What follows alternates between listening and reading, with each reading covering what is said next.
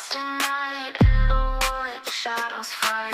Arms take gold, can't take flight. Power's gone, nothing's right. Cauldron cold, no more fire. Potions fail, dreams expire. Spirits whisper, call me liar. In the dark, lost desire. Purchase cry, echo loud. Through the fog, through the shroud. Mystic force, once so proud, now just whispers in the crowd.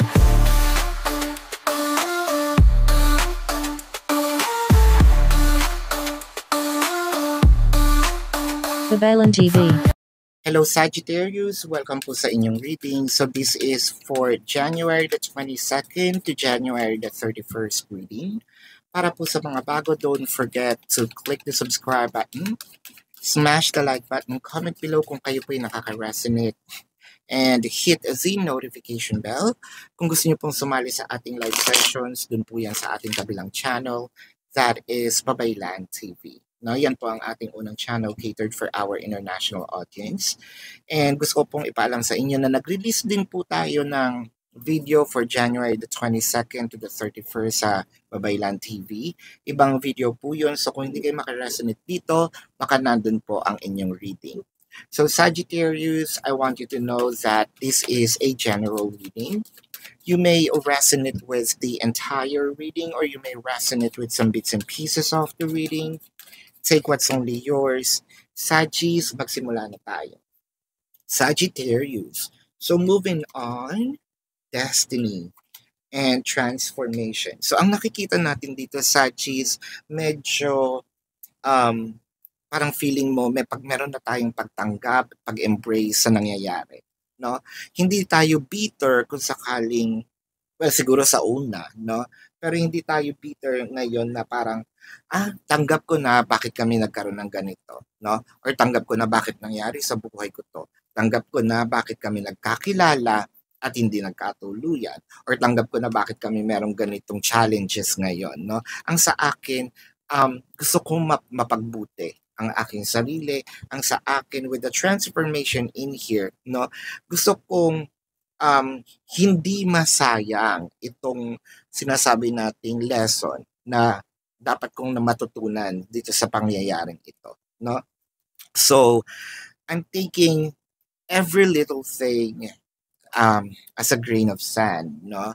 And parang living each day, no, na sabihin natin hindi naman ako sa nagmamadali, kailangan may healing process, no? Nandito ako kung kailangan ko ng grievance, kung kailangan ko ng denial, acceptance, no? I'm willing to sabihin natin makuha lahat ng stages up until I'm fully healed, no? For a few numbers of you, what I am seeing in here is meron kayong mga plano ngayon na either magpunta ng abroad, no? Or yung iba sa inyo magkaroon ng magpa-plastic surgery. I'm seeing here not totally a drastic change, but you want to feel good about yourself. It's not because you are insecure. You want to feel more good about yourself, no? With the Four of Cups and the Knight of Cups. So ang nakikita natin dito, parang sa'yo, hindi mo na, kumbaga, dinededma mo na yung mga bagay-bagay na it's either it don't matter or hindi ka nag-grow, no? Kasi parang feeling mo, the more na mas pinapansin ko ang mga bagay-bagay, the more na mas bumabagal ang takbo ng progress ko, no? Ngayon, mas pinipili ko ang battle, no? Mas pinipili ko ang mga sitwasyon sa buhay kung ano ang dapat kong pagtuunan ng pansin. Kumbaga, natuto na ako, no? Madami na akong naranasan sa buhay and hindi ko nasasayangin, no? Total, siguro sawa na ako sa pagiging teenager, no? Yung ganong feeling, not necessarily the number, the age.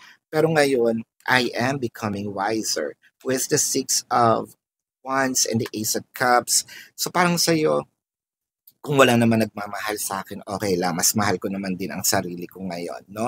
And alam ko merong isang tao na nakalaan para sa akin. I think na nakita ko na siya or parating na siya sa akin, no?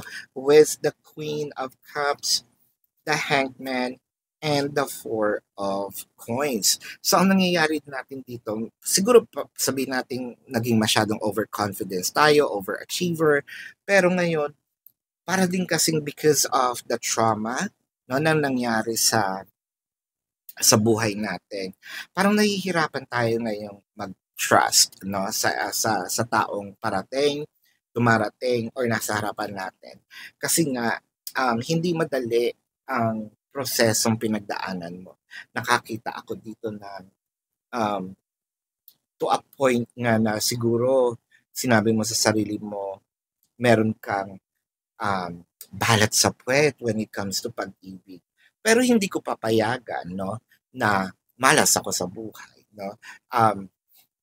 Pagbubutihin ko ang aking pag-aaral, trabaho, or paghawak ng pera, no. With the 8 of Wands and the 10 of Coins. So nakikita natin dito because of what you did, because of the progress, no, na na-achieve mo. The progress may not always be something material. The progress may be something na nakikita nila, yung iyong talino, yung iyong wisdom, no? Parang, mas nakakahanga siya, no? Nakakahanga tong taong to dahil in spite of yung mga challenges niya sa buhay, nakuha niyang tumayo, no? You become an inspiration to someone. The 9 of Swords, the 6 of Swords, and the 10 of Swords. So parang sa'yo, Sagittarius, this is your thing, no? This is 99%, 98, 99% of the Sagittarius, I'm never looking back, no? I might be looking back doon sa mga experiences ko sa buhay, but when it comes to a person, no way, no? Hindi ako makikipagbalikan, no? Ang tapos ay tapos na, no? Kapag tinapon ko na, ibig sabihin hindi ko na kailangan. So, si Sagittarius kasi mapagtiis yan no? The more na kaya pang isalba, the more na sasabihin niya na, sige, kakayanin natin to. Pero, kapag tinapon na niya, no, hindi ko napupulutin, no, dirty, ayan.